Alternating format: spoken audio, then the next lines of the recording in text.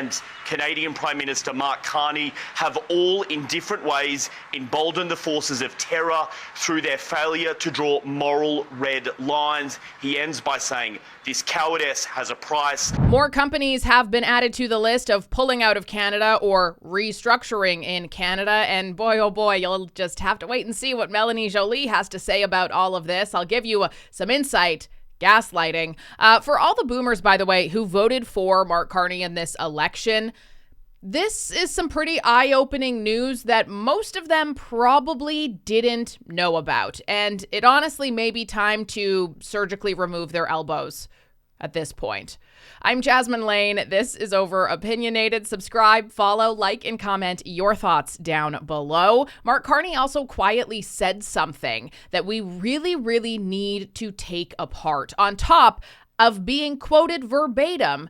And then, we get to enjoy watching him squirm his way out of that one. All that and more coming up today on Over Opinionated. We have to this point a statement from our colleagues at Radio-Canada. Scott, to give us some of the further detail, what more do we know? Well, we're seeing that this is a pullback now that we're seeing from big car companies from their electric vehicle production. The Charger Daytona RT is an electric vehicle. They wanted this to be an entry-level muscle car, but electric, if you will. They're pulling that back, and this follows a move that we saw recently just by Honda as far as pulling away from this EV market, with both companies saying that the sales, in effect, have dropped out and they're turning back to muscle cars without kind of guidance from companies and from countries as far as that EV emission and carbon footprint. Now, here's a statement from Stellantis to CBC News saying exactly what's behind this. The production of the Dodge Charger Daytona RT is postponed for the 2026 model year as we continue to assess the effects of the U.S. tariff policies. The Charger's flexible multi-engine platform allows us to focus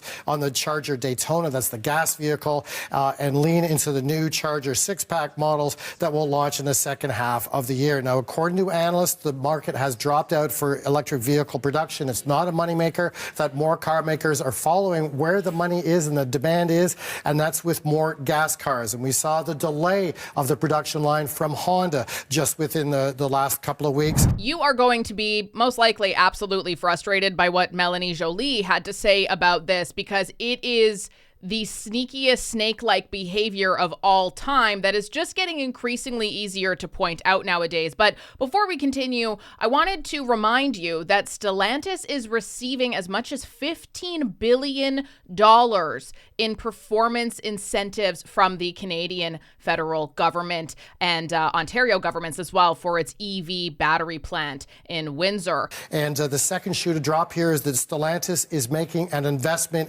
in the U.S. today as well, a $388 million investment in a new Detroit mega hub location. So clearly that is a result, too, of worries about the tariffs and how much more expensive potentially Canadian vehicles will be. Herein lies the problem when you have an ideological government of unofficial lobbyists and activists who are making all of the rules, because the facts are that the world is not switching over to EV anytime soon. Is that a possibility in the future? Sure. Does China already produce the vast majority of that market? Absolutely it does, and for a far more affordable price than Canada does, for the record. But when you have people making policy decisions saying, we really want this to happen, and then we're going to start to convince the public that this is the next best thing, so that Mark Carney can then go on stage and say, we are transforming the economy, we are going to be the best, we're going to leapfrog all of our neighbors. Most people won't actually do the research into that. They take it at face value, they hear it in passing, they believe it. That's just how human beings work, unfortunately. But all of the data suggests that all of that is nothing. It is a theory. It is not based on any actual data points. And could it be perhaps in another 50 years? Maybe. But as for right now, when we are in the situation that we are, this is not good. It is not good to have a government, instead of, I don't know, investing $15 billion into what works, what is producing a lot of money and jobs for us, to say, we're going to use your tax dollars to invest in something that has no data to show that it is going to do what we're going to tell you it's going to do. And we trust that you aren't going to dig into it. We trust that the mainstream media is going to have our back, and we're going to spend that money. And then things like this happen. So I spoke to the CEO of Stellantis this morning. He assured me that all jobs at Stellantis in Canada would be protected and all conditions of workers would remain the same.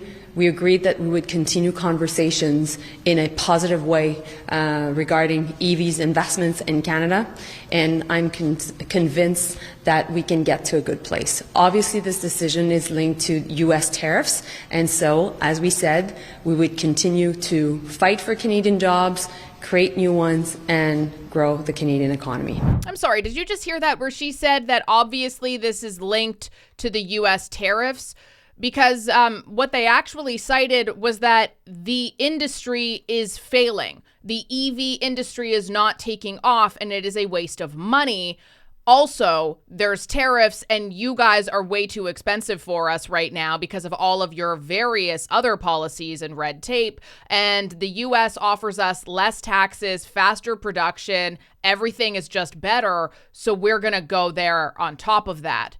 That's what it was. And I believe that Melanie Joly knows that. I think she's trying to save face. I think that she is trying to maintain the narrative of the only reason why our economy is bad is because of the U.S. tariffs, when that is simply not true. Our economy has been bad for a long time under this Liberal government. And for the record, which again, most mainstream media won't tell you, is that while she can deflect and blame US tariffs, the decisions from Ford, Honda, Stellantis started long before the tariff news, and they were driven not by geopolitics, but they were driven by market demand. And what she is actually doing is trying to spin and salvage the government's crumbling narrative and ideology that the EV strategy is a failure. And talks with Stellantis and their CEO is not going to magically bring demand to an industry that doesn't exist. It's also not going to magically bring back jobs when that demand isn't there, and they do ultimately cut those jobs. On that note, according to Reuters, TD Bank is also going to be laying off 2% of its workforce in restructuring. That accounts for approximately 2,000 job losses. Marissa, it can be a little head spinning when you think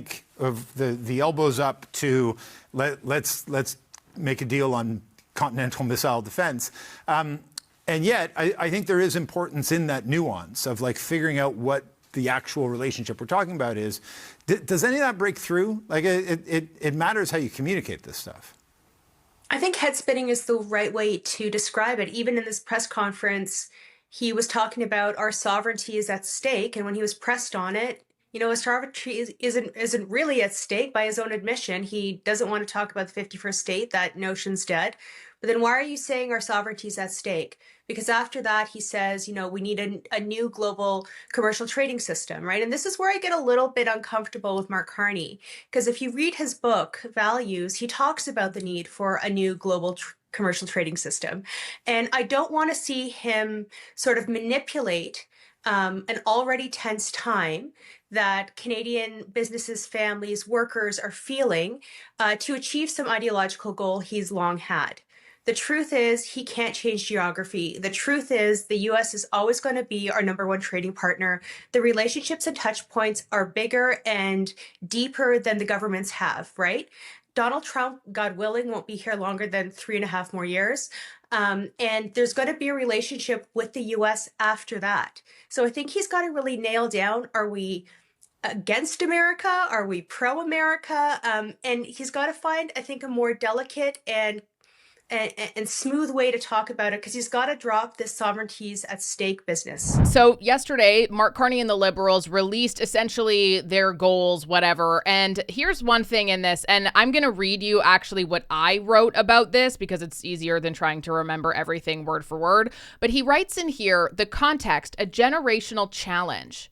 Canada faces a series of crises In a more dangerous and more divided world, geopolitical risks are rising, threatening our sovereignty. The global trading system, which has helped power Canada's prosperity for decades, is undergoing the biggest transformation since the fall of the Berlin Wall.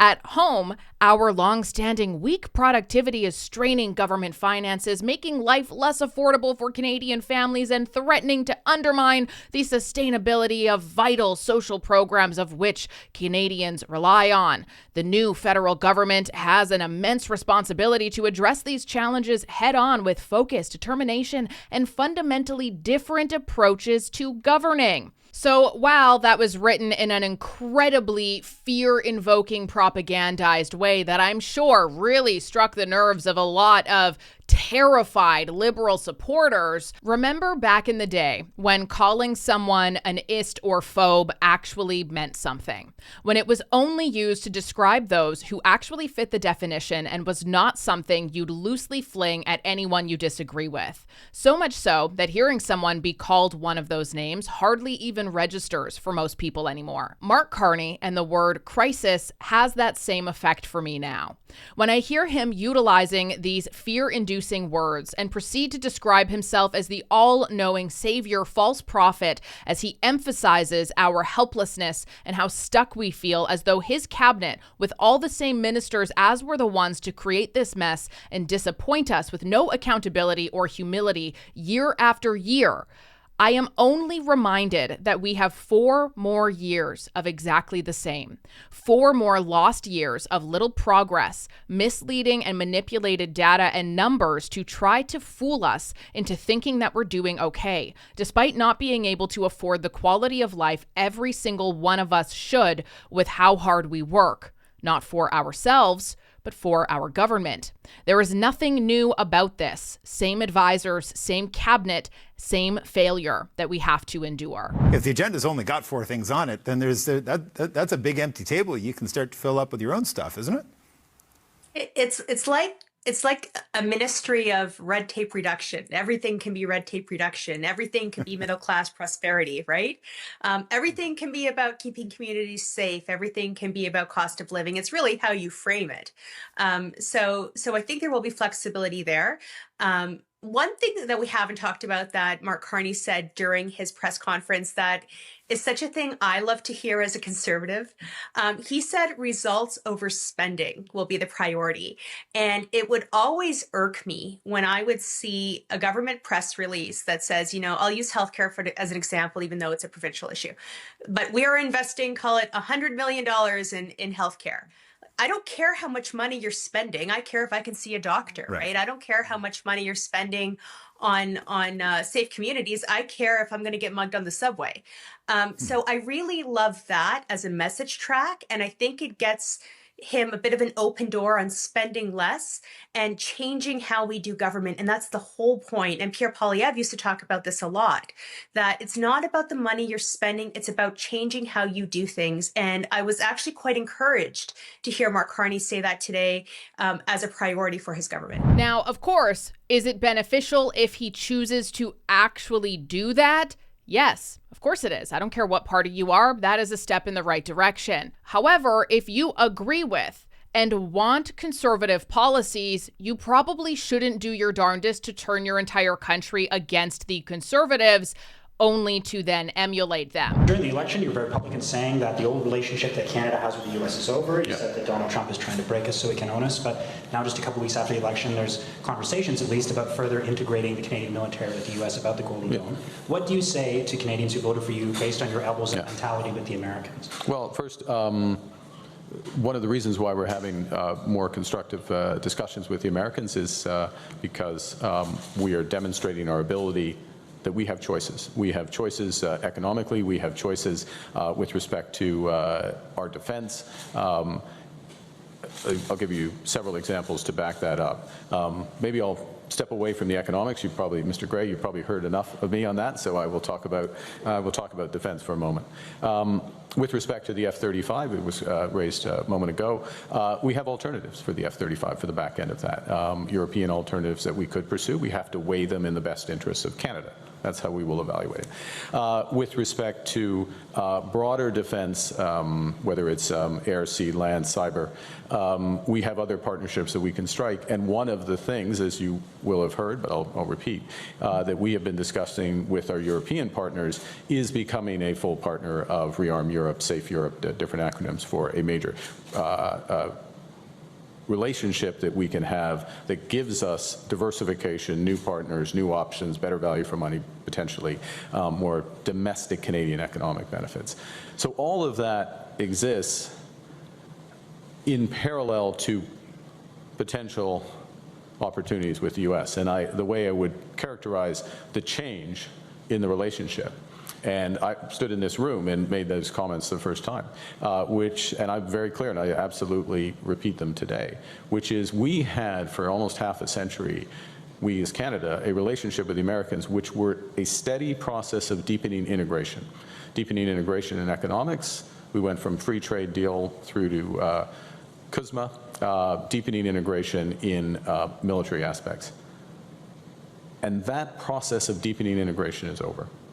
We are in a position now where we cooperate when necessary, but not necessarily cooperate.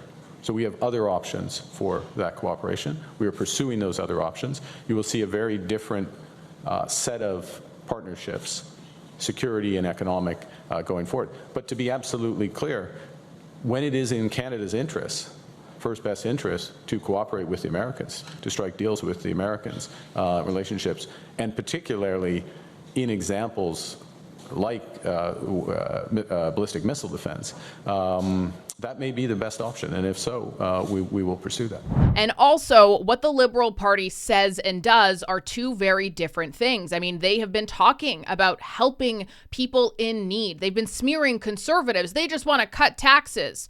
You know, it's going to make everything so much worse, while then boasting about a, 1% tax cut in the lowest bracket. Alrighty then.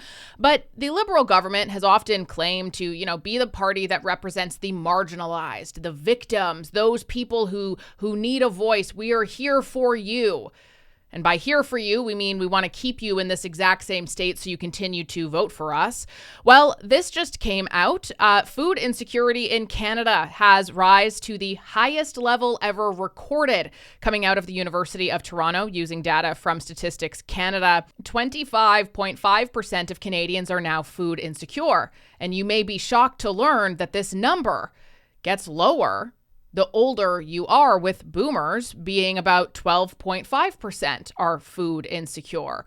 You go to people who are 18 and under, 32.9%. And of course, if you are a boomer, if you consider yourself a boomer and you voted Conservative, awesome. That's great. Talk to your friends. See what the heck is up and what's going on here. This obviously isn't about shaming you for your age.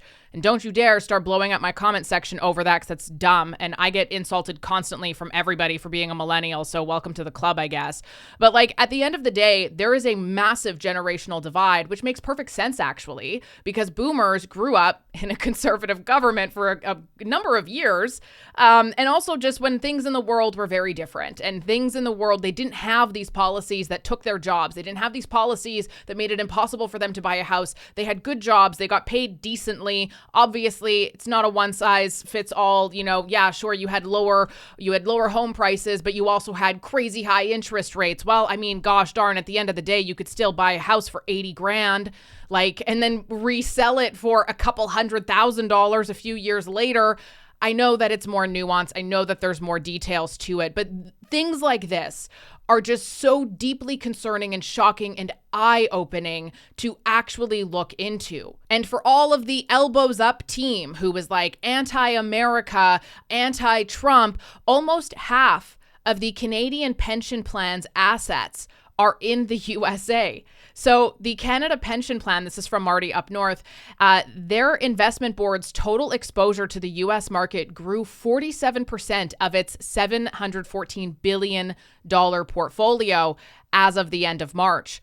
Only 12% of those investments are in Canada, which is an all-time low. So, for somebody who is potentially relying on your pension, maybe you already have it, to then say, screw the US, we hate the US, we're not shopping, we're not buying, blah, blah, blah.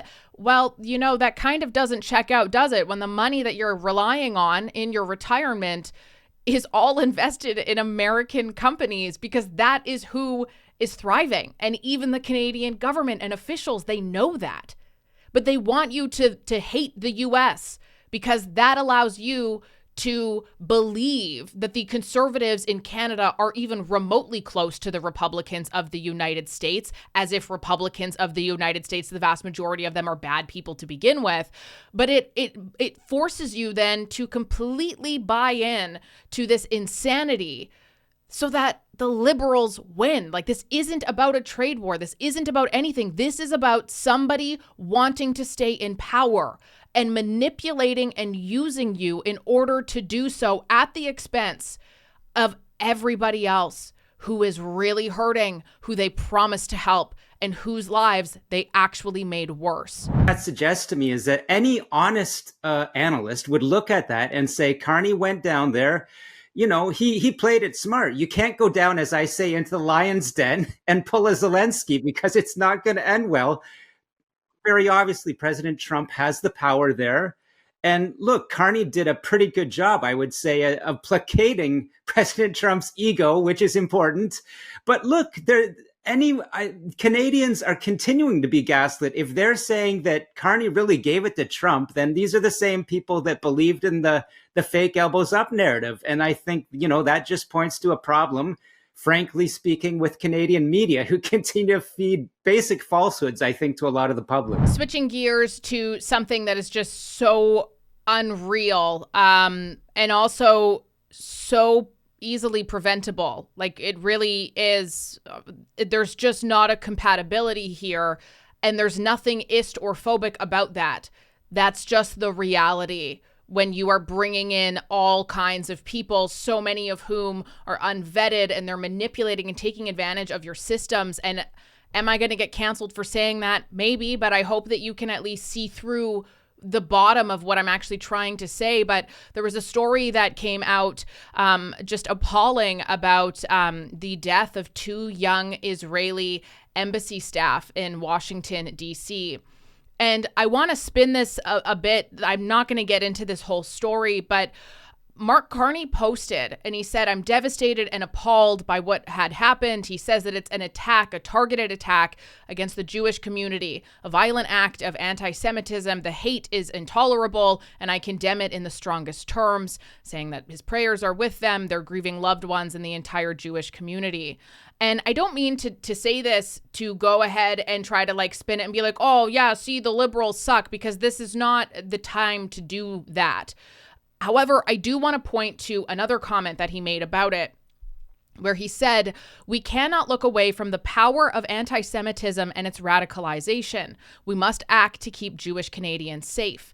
To that end, Canada's new government will fight the horrifying rise in hate and protect our communities. We'll be increasing funding to the Canada Community Security Program and introduce legislation to make it a criminal offense to intentionally and willfully obstruct access to any place of worship, schools, and community centers, and a criminal offense to willfully intimidate or threaten those attending services at these locations.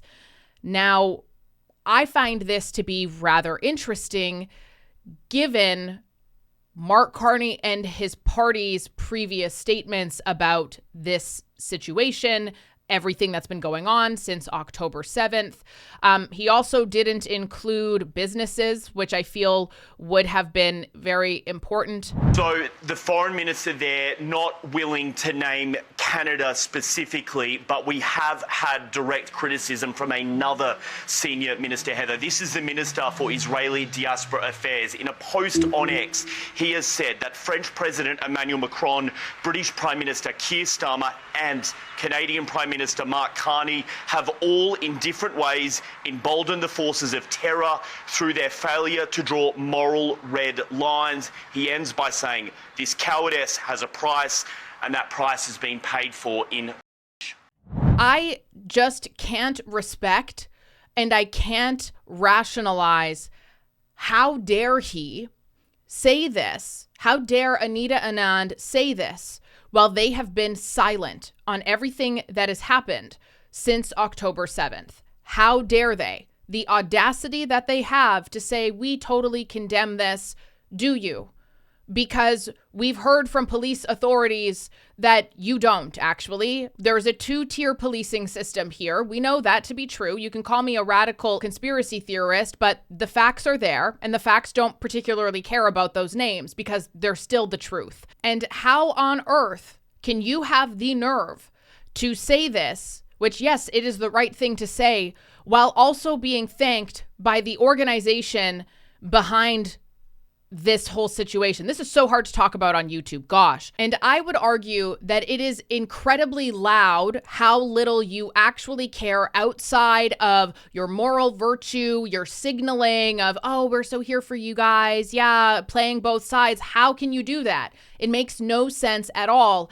And then also my brain goes to what he says here, that we're going to increase funding. We are introducing legislation to make it a criminal offense. It is already a criminal offense to intimidate and threaten people. Like, that's already in the law. So what are you going to be cramping down on, and what else is going to be in there that's going to infringe on everybody else's rights and freedoms under the guise of this? Where then, if people oppose it because you're actually going to censor the internet and you're actually going to make it so that you can, like Bill C-63 proposed, get a $20,000 paycheck if you report somebody who might commit a quote unquote hate crime in the future.